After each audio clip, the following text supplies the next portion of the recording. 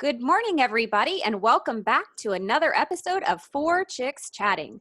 We are here today with Jamison, who is an Ohio native, or at least lives there now. She is a communications professor, an Instagram expert and influencer, and a still life photographer. She is also a content creator. Jamie shares beautiful photos of flowers, vintage finds, and handmade treasures on Instagram, hoping to inspire and connect with people throughout the world. People often ask, why flowers? Well, they bring Jamie joy. They bring me joy too. Don't we all need just a little joy in our lives? The unexpected gifts that Jamie discovers are the many new friendships and the ability to share the work of many talented makers. So without further ado, we are going to jump into today's episode, and we're going to tap into Jamie's expertise in the field of communications, and then we're going to dive a little bit into Instagram and how effective communication really helps us build our engagement and our following and connects us to our ideal audience. So welcome, Jamie. Terrific. Thank you. And thank you so much for having me. It's a real honor to be here and to be the fifth chick chatting today. We're excited. Yeah. So you are a communications expert, and that is, we were chatting a bit before we actually started recording, and one of the things that you talked about was how people tend to forget that these social media platforms are about communication. So what, in fact, kind of give us a little bit about your background and then how you see that, kind of going into this communications world and in the social media, area space. Sure.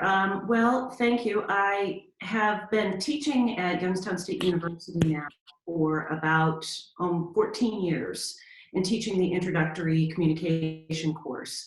And what's been really interesting is seeing the evolution of communication, where we started 14 years ago with interpersonal communication being very face-to-face communication. And now that has evolved to incorporating computer-mediated communication as part of our course. And that's a very significant part of our course because that's the way we're all communicating now, interpersonally, also in groups, and also publicly. And I started with Instagram about 4 or 5 years ago and really got into it about 4 years ago, posting frequently. And the interesting thing that I've noticed over the past 4 years is that it's not just about posting beautiful photos. It's about dialogue with people that are following you. It's about communication with the people that are following you. Yes, I'm putting it out there, but I have a responsibility to try to reach out and try to respond to others that are talking to me. And I think that's a piece that seems to be missing in social. People think that if they just put it out there, they will be heard. And they may be seen, they may be heard, but really to have engagement, to have good engagement, you have to have that dialogue going back and forth. That's it. That word resurfaces in our conversations with people who are active in social media. And I think you're right. I think people just figure like, well, it's out there. It's like anybody who, and Kristen can relate to this because as you can see, she's got her book behind you. I've got my books behind me. You figure like, oh, I wrote this book. This is great. But if you don't interact with people and tell them about it and have those dialogues with people, it's just there. So there has to be that engagement piece, I think, that you're talking about is super important. It is, and the whole reason that I'm sitting here today, I reached out to Robin. She posted something that resonated with me. I thought that was really interesting. I slid into her DM. We had a quick conversation, and we said, "Hey, let's have a bigger dialogue." And so we actually had a phone conversation. And I also think in today's society too, and particularly when I teach my students, they're forgetting the importance of phone conversations or face-to-face communication where we can see one another, we can see our nonverbal. That is missing in the social. Now the social is important. It's important to open that door. But once that door is open, then you have to elevate that conversation with more meaningful conversation. And you do that with obviously voice communication or with face-to-face. Yeah, there's so much to be misinterpreted whenever you're doing everything written, like emails can be misconstrued so easily, text can be misconstrued. So I love that you emphasize that face-to-face, especially in the younger generations that you're teaching right now. Right, and they are all about texting. They're all about, I mean, I'll ask a question in the beginning of the semester and I'll say, okay, how many of you text your grandmothers? And I get a sprinkle and I always say, well, those are some pretty hip grandmas out there. And then I'll say, well, how many of you call your friends? And very few of them will raise their hands. And I think the thing that connects us and connects us, even our generation, is we ladies are speaking, is we love that personal connection. And I think that enriches our experiences and it creates the memories that we have that you just can't get from social sometimes. I think it's neat. I think it's neat that I connect to 39,000 people across the world, but they're not my friends. I mean, they're not people that I've had experience with. Some are my friends. I shouldn't say that. But the ones that are my true friends are the ones that I've had real life experiences with or I've communicated one-on-one with. Jamie, this is Kathy. I'm sorry you can't see me because I'm nodding and smiling and giving you high fives and raising my hands in the air like I just don't care. But so teaching people to communicate effectively is kind of my jam. And you bring up a good point about the nonverbal piece. And I have a 17-year-old, and I've probably mentioned this on the podcast before, but I can remember being 17 and being wrapped around a telephone cord in the kitchen doing the dishes for hours. Well, the dishes didn't take that, but talking on the phone with my friends for hours, and to get my 17-year-old to call and order the pizza herself is like, I don't want to talk to anybody. You do it. Right. So it's so important. But what I try to emphasize in this quote unquote virtual world now that we live in is the emphasis on listening. Mm-hmm. So not only the pace with which people are speaking, and I just did an Instagram video on this morning, but also the words that they use. And I think if you can't see their body language and those other nonverbal cues and clues, you can sort of tell how the conversation's going to go or how you want it to go by, if you're talking super fast and there's radio silence on the other end, slow down. And then listen to the different types of words that they use. If they're using words that, you're not necessarily used to, you need to adapt to them to make the conversation more effective. So there's, going back to Robin's point, there's so many things that can be misconstrued in a caption with a picture. So I encourage people, send the direct message. I always send a direct message with a link to my calendar and say, hey, I like what you're doing. Maybe we could collaborate. Let's learn more about each other. Here's a link to my calendar. Let's schedule a call. Well, I couldn't agree with you more. And I think what we experience now is this extreme digital noise that's out there. Mm-hmm. Because we've got, and even when we started this call, I had buzzes and beeps and all kinds of things happening. We've got texting and emails, and so there's such a strong digital noise that it's hard for us to listen, and it's hard for us. And I always say this is digital listening now. We're actually reading the words sometimes in texting in real time, and it's hard to interpret that without that nonverbal component. And we can do all the emojis we want. We can do all of the things that we want to try to do to get that point across. But unless you hear my voice, unless you hear my tone, unless you hear how happy I am to be here, that doesn't come across unless we have an actual conversation. Right. And the more we can encourage our young people to talk to one another. I have 3 kids myself, and they are pretty good about picking up the phone, because there are some, and particularly intergenerational too, because what I will say to my young students, I'll say, listen, you may be comfortable texting one another or emailing one another, but your boss may not be. That's not when you send that message. And so you need to understand which channel to choose for your message to make sure that it is sent effectively. And that's tough. It's tough for our generation to know how to reach the younger generation sometimes, and vice versa. So as best we can, I think this is terrific to sort of bring this all to light. I love that idea. I'm sorry, Kristen. I'm just thinking show notes in my head. I'm like, okay, this is going to be a brilliance bomb. Pick which channel to deliver the communication. Yeah, that's a tweetable brilliant. for sure. Yeah.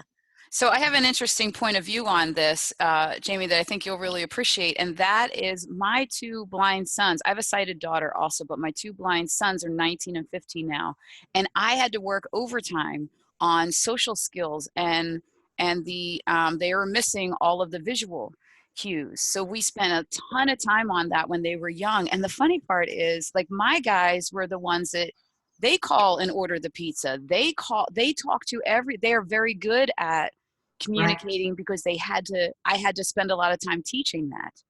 And now the benefits of that, I mean, my son Michael, even he gets on the phone with the airlines and organizes when he travels independently and who's going to be where. And it's not even a big deal for him at all. It's just in his skill set. And I watch my daughter, who's 14, not having as many of those skills because I didn't invest all that time, and now catching her up. Right. But the blind community really does have an advantage there, where they can get a sense of somebody without seeing any of the visual cues a lot of time, because they have to listen. To Kathy's point, their listening skills are incredible. Yeah, they have to do that. And yeah, I mean, they can't read text messages. I'm sure they can. There's a device for them to do that. But if they can't do that 24/7, like most teenagers are doing, they've got to rely on the audio. And I think I think it's so much richer. I think that their lives are so much richer from having that. Whereas the younger people now, and I don't mean to pick on all of them, because they do have great conversations, but they seem to be relying on this form of communication a little bit more often than they should. I blame the parents. Yeah. Well, it's tough. My son's actually in medical school, and he was a speech kid. We have a wonderful speech program in our community, and I suppose with your mother as a speech teacher, you have no choice. So all three of my kids did speech, and they did real well. But one of the strengths that my son has is when he's meeting with patients, and his professors are very impressed. And I think that's because we really worked hard to teach him interpersonal skills and good communication skills. And so I'm proud of that. I'm very proud of that. Yeah, I think at some level, social can take the humanity out of our interactions. I love that. That's what you're saying. And Kathy, obviously that's something that you work with too, because the words are one thing, but the context and all of the nuances that make us human are really essential to get to the actual meaning of the message, because it can be different than exactly what the words are saying. And that's Robin and I are on the big, like, championing video on Instagram, on all the social platforms, that people really get to know you when you just put a little 60-second video out there, and then you can have your voice inflection where it's supposed to be and get your message out there. Yeah. Right. Kathy, I watched your video this morning, and it was terrific. It was neat to hear you. Oh, thank you. That. Yeah, it was terrific. And I watched Kristen yesterday. It's great. And I think that I just went to an influencers conference in Atlanta, and one of the things that they talked about was putting more video out there, putting yourself in your Instagram. I think that that's really critical, because you get to know not just the pretty little moment that you think is happening in my life, but you get to really know who I am. Mm-hmm. Yeah. You mentioned in your stuff about having an Instagram mission statement. Yeah. Huh, that's interesting. Well, that's one of the big things that I typically, when I'm working with clients, I start right there, because your brand has a mission statement. Most of you have got mission statements, I'm sure, for your companies, for your brands. Most businesses do. But then when they move to social, they're all over the board. And we see a little bit of this. We see what they had at dinner last night. Now, for instance, Kristen, your boys are a very big part of your brand. So I would expect, when I looked on your social, and I did, to see your boys. Of course I would, because they're a part of it. I always say if it's a family business and the family's part of the business, put them on the social. But if they have nothing to do with your social, get them off. And it should be very easy to see when you open your Instagram, because you're looking at a gallery. You want to think of yourself almost as an editor of a magazine, that when I open that gallery, I know immediately who you are and what you're all about. Hmm. I think oftentimes businesses miss that opportunity. Mm-hmm. Mary Do you Fran, that is include a tweetable. That yes, Yeah, I'm it is. writing it down. I'm I was literally going writing it down. to. Anybody who's looking at this is seeing me look to the side, and as Jamie's talking, I'm scribbling away at all this stuff that I'm going to write down and put in the notes. Yeah. Now, would you say that mission statement, I know that that's part of how you know what you're going to post. Do you also incorporate that in that little itsy bitsy bio that they give you? Yeah, it is. It is a little bit, not necessarily. The bio really is to draw you in. Yes, I mean there's elements in there, but that bio is really important to draw people in to your feed, to give them a little bit more of a description about what you're all about. I also love the bio in that you can give away something free, or you can really entice them with cookies, or entice them with something to kind of dive a little deeper. It's important, I think that's a really awesome opportunity to get email addresses. And because as we all know, we don't own the Instagram platform. I can tell you all about analytics. You can have people tell you as much as they can, oh, I'm going to do this for you or that for you. But at the end of the day, Instagram owns it. And we can do our best. But for instance, 2 weeks ago, my Instagram count dropped 700 followers in a day. Mm. And then went back up 700 the next day. That was And Instagram fixing all those bots, though, right? I mean, there was Instagram actually did that intentionally. They did, and I was like, oh gosh, and then you just, well, okay, they're gone, but then they did come back, and now my Instagram's been a little bit more active since all of that happened. Mm-hmm. Again, I don't own it. But if I can pull people into my website, I noticed too, one thing that I learned at the influencer conference, I noticed you all were doing it was Linktree. I was just going to ask you about that. Yeah. What you thought about that? Yeah, I like it. And I just signed up for the paid version of it just so I could see for clients what that looked like. I like it because I think it really directs people to where you want them to go, but also you can capture that email address if you need to. And that's what we own. We own our own customers. We own our own communication with our customers. And that's, so I think understanding your mission statement, understanding how it looks overall. It was interesting at this conference, there were lots of designers, and I was thinking of the analogy, a decorator or a designer will come into your home and they'll understand you, and they will create a beautiful board for your home, and it will all go together. It will all be cohesive. And that's what you want in a room in your home. But I would pull up some of their Instagram accounts and I think, what is it that you do? I'm so confused. And I thought, you're the decorator, you're the visual person. So I think it's really looking at the overall gallery, not just the individual posts, looking for pattern, looking for color, looking for cohesiveness, and looking to see that you stay on brand. Yeah, that's a big part of what I do when I'm working with my clients, Jamie, is to identify that colored palette and the mood board, and then take that into the visual content that they're able to post. And I say that everybody needs to be present themselves with a picture of themselves and their face and doing what they do or being themselves at least every 9 squares, so that because that's what shows up. So then that way people can make that connection. You know, it's the eyes and the smile that really engage. So I always say you have to have a picture of you somewhere in those first 9 squares. Yeah, and I would agree 100%, Robin. And you know, me, I've got all these flowers, and where I try to put myself or interject myself are in stories. And so that is where I always say too, you can go a little one-off. Mm-hmm. If you want to show where you are, where you're vacationing, your family, what amazing meal you have, that you can personalize it a little bit more, and then you can create those on the highlights. And so that's really kind of neat that they have that opportunity for us to do that. So on mine, you won't see me, and I know you should, and I keep trying to back out and put myself in there.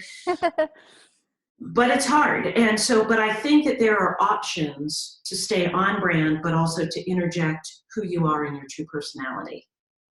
So Jamie, you just mentioned how your feed is not you, it's flowers. So can you tell us a little bit about, for you, what the importance of connecting with flowers is, with real flowers, I should say, because you don't do anything with silk flowers or artificial flowers. It's all real flowers. And this is what drew me into you too, when I just want to share this quickly, that when we spoke and you talked about, and I think this is where communication really ties in, because of sponsorship opportunities and that opportunity to connect with people that are going to then help you with who you're influencing by partnering and collaborating. So for example, you work with other companies who send you these incredible, gorgeous flowers, and then you're collaborating with them to promote their brand, they're promoting your brand, and it's a collaboration that is working for everyone.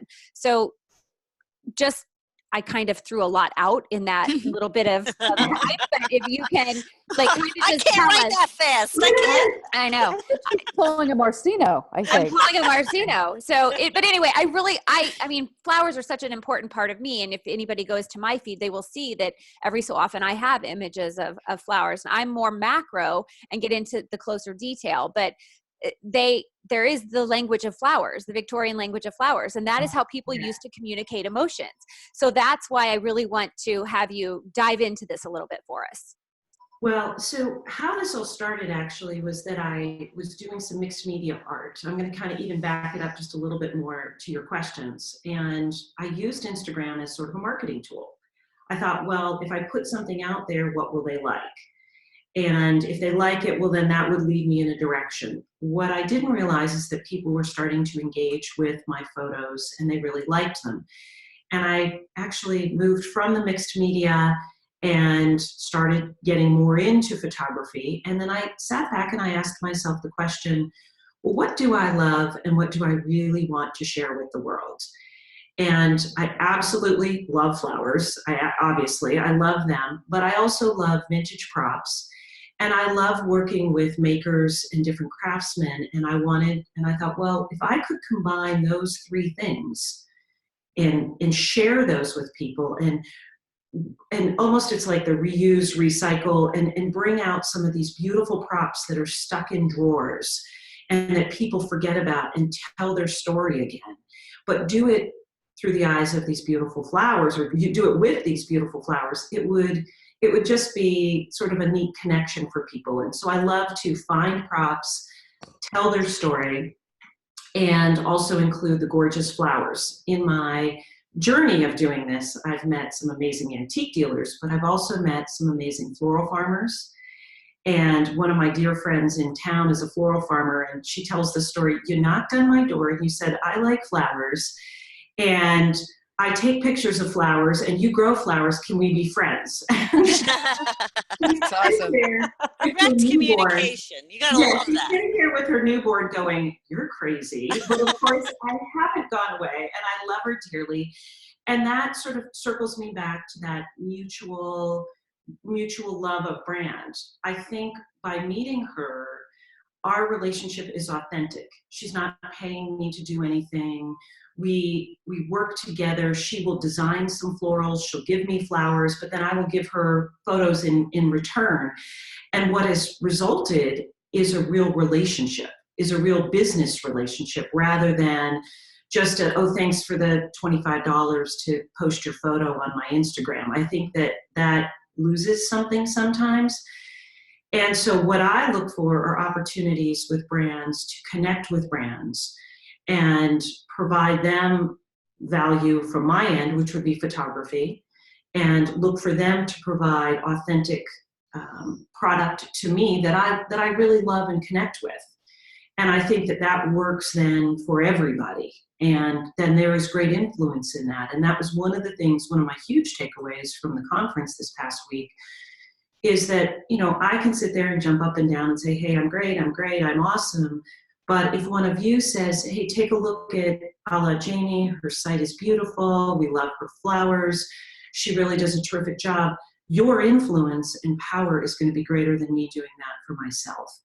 And so I think that there's the influencer programs out there now are really new, but I think that what you're going to find is that the strongest programs are going to be those that are most authentic. Does that So answer all of your I, questions? I have this story to bring all of this point home, that that what you just said is so, it was like lighting me up inside about knock on the door and say, I do this, you do this, can we be friends? Because just a couple of months ago, I was so frustrated with Instagram because I'm trying to do all these platforms and find where I land, right? And I said to my other mastermind group in the rare disease community, I can't do Instagram anymore. It's not landing for me. And they said, then don't stop doing the pieces about educating about blindness. We love those pieces. Do that, right?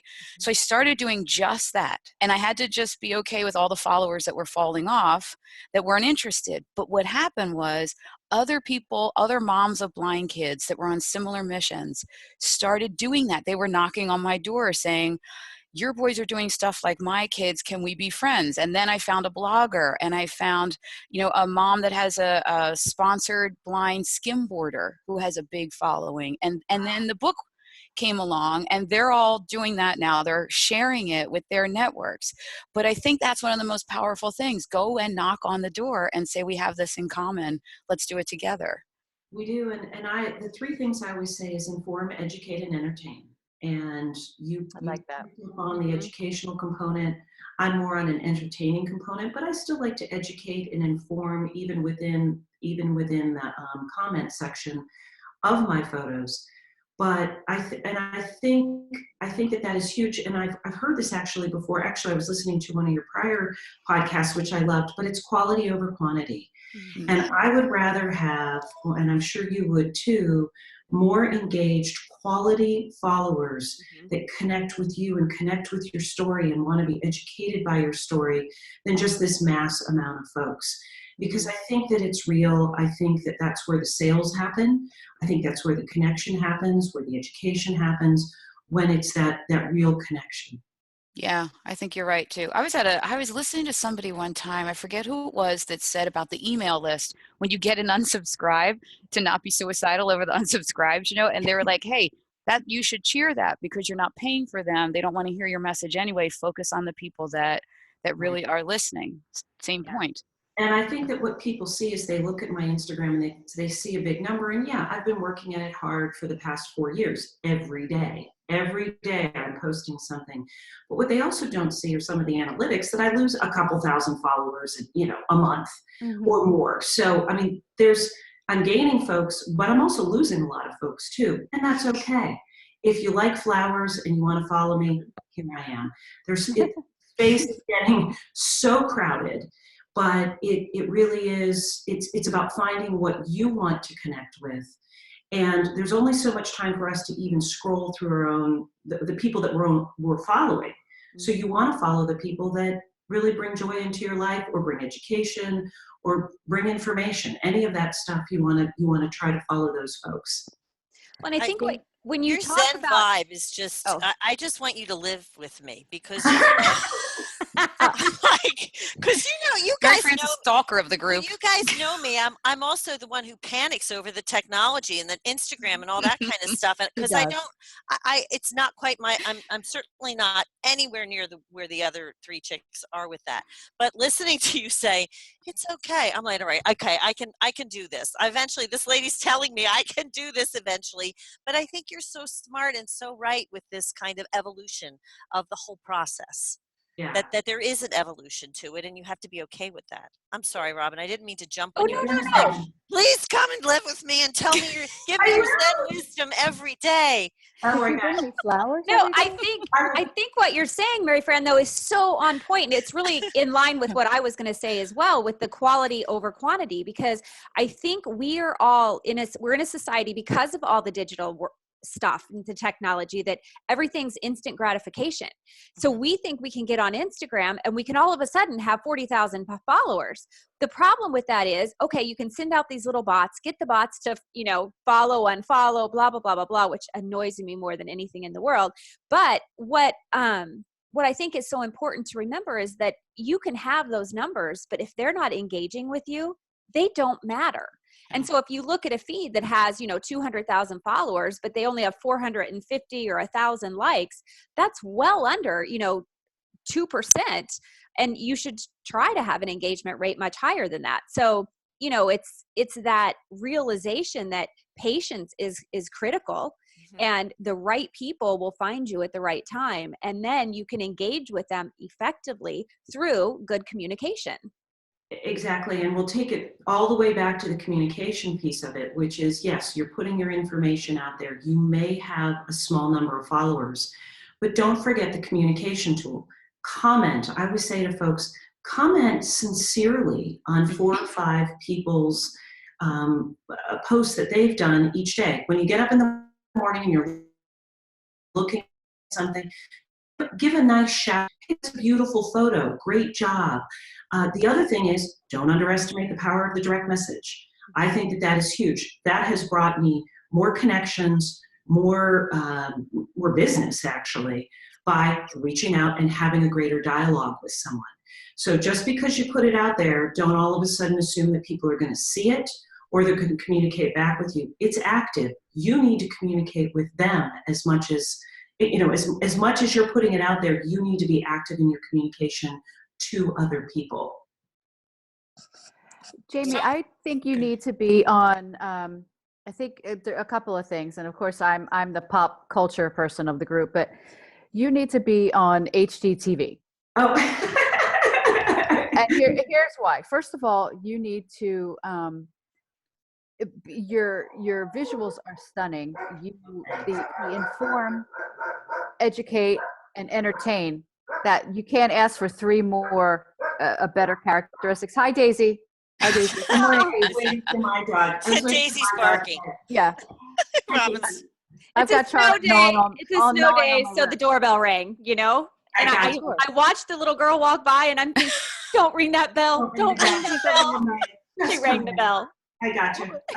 It's good communication. She's coming face to face to knock on the door. Look at that. She's standing here looking through the French doors. Mom, come on. Somebody's here. Come on. All right. What was I saying? It was so important. You're pitching HGTV. HGTV. Anyway, yes, the inform, educate, and entertain piece, you would be brilliant. I would watch you every day. I want Joanna Gaines to have you as part of their show, even though they don't do a show anymore, but you need to be part of them. And she needs to go to you and say, oh my God, I've got to get this flowers. I have this arrangement. I went to the antique store. I found this wonderful thing. And what am I going to fill it with? I've got to call Jamie. Yeah, absolutely. I would love it. Well, and it's funny because we were just at this conference and Carson Kressley was there. And I'm really? Oh, wow. He was so sweet. And so we went up afterwards, and the company that I work for, he's like, oh, and of course I did what I do best. Via the company, not myself, although I probably should do it because I'm a little stalkerish too, but I slid into his DM via the company, and we were actually watching him in real time responding back to us. Oh, that's awesome. That was so cool. But the company that I work for, she laughed. She goes, "You're such a stalker." I'm like, "I'm not a stalker. I'm a stalker. I admit it. Oh, I'm such a stalker. Maybe a little. Maybe I know. But I think the thing is that my belief is you got to put it out there, and life is short. And you know what? Nothing ventured, nothing gained. I love doing what I'm doing. I'm proud of what I'm doing, and I've grown so much artistically. I've grown as a photographer. I've had fun with the brands that I've worked with. I think that's great, and that's why I connected to Robin, because she really believes in social photography. And I think that there's a difference. I think it's trying to help brands understand how to take better pictures and make them work for that mission statement and make them work for themselves. And they all, when I've talked to a lot of small businesses, they all want to succeed on Instagram. And my hope and joy would be to help to communicate to them, yeah, you can do it. Put out good quality content as best you can do. Connect with people as best you can do, and be consistent about it. If you can do those 3 things, then the true engaged quality followers, not quantity, but quality followers that you want to have be a part of your brand and your world will be with you. That's Well, awesome. that's a That's awesome. wonderful summation of everything that you Yeah. just talked about. Yes, That's absolutely. phenomenal. And with Thank God we that, recorded it. yeah. And with that, I think we're going to call it a wrap. And so, Jamie, before we do our Squirrel Brain Roundup, what I would like to do is have you tell us if you have any, first of all, where our listeners can find you, the different platforms that you're on and your website, as well as any offerings that you might have for our listeners. Sure. Well, thank you. First of all, first and foremost, I'm a la Jamie on Instagram. I make it really easy. www.alajamie.com is my website. And I provide one-on-one coaching. I provide photography. I provide styling. So and I've worked with clients in California to Connecticut to Texas. So if there's something that you have a question, it's a small question, I'm happy to even just answer that ask me something and I'll be happy to answer it for you. But if you're looking for help with your brand and helping to be stronger with your brand on social, that's something that I really love to help businesses do. That's awesome. I love your mission and I certainly connect with it. So Good. I'm so glad you reached out to me. And we're thrilled that you were here. So girls, chicks, what are your Squirrel Brain Roundup thoughts? Oh my goodness. I don't know if I have just one. I mean, the first thing that comes to mind is that every picture tells a story, right? And Jamie, your story is amazing and it's beautiful. And I wish you all the success in the world. Thank you. Thank you very much. I think I'm going to have to, I mean, I had so many things. Usually when I do show notes, I listen to the show again. But as you were speaking, there were so many things that you were saying that resonated with me that I literally have pages of notes already. So thank you for that. I think one of the things that you said, and I don't know if it came out in these exact words, but find a common language, which is kind of what you talked about on a number of different levels with how you approach other people, and even within the Instagram world, finding that commonality that you may have with someone else and creating relationships around it. I love that. Yeah, absolutely. And just on a side note, it's kind of fun watching my kids who are 20 somethings, their friends follow me. I love That's it. awesome. I That's love awesome. that. And it provides a connection tool. So I think if you're true to your authentic self in what you're putting out there, you may be able to connect with any generation if it's true to who you are. And I love watching them connect with, the mom, but it's pretty neat. Yeah, that's awesome. Great message. Good stuff. And I'm still on the, I just love that collaborating by going and introducing yourself and knowing what the other person does and saying, let's work together. I mean, my mission grew so fast because I had to collaborate because there was nobody else that I couldn't do it by myself. So I love that whole, and I just love the visual of knocking on the door and saying, hey, let's be friends. Let's be stuff. Can we be friends? And it's also not expecting, and I'll just throw two things, it's not expecting a big return. I mean, you never know until you've got to prove yourself and you have to put yourself out there. I was a pretty green photographer when I started. And so I gave her a lot of photos. I didn't charge. Because I was learning too. So there's that component of, look, you don't always have to get something. If you give, often you're going to get more in return. That's Sure. our Bob Bergism. Yep. Bob Berg is big on Hashtag Go go giver. givers. Hi, Bob. Yeah. Bob Berg, and I'm thinking of Mr. Rogers. Won't you be my Aw. neighbor? Won't you be my neighbor? That's great. I love that. Flip your shoe, put on your sweater. So I think for me, I mean, I love your perspective on the branding piece and building your brand through authentic communication, because it is so important. And what you just said about being true to your authentic self, you'll be able to connect with multi-generations. You're not pigeonholing yourself into one area or one population by age or by demographic. But I think the inform, educate, entertain is something that is critical to the success with communication.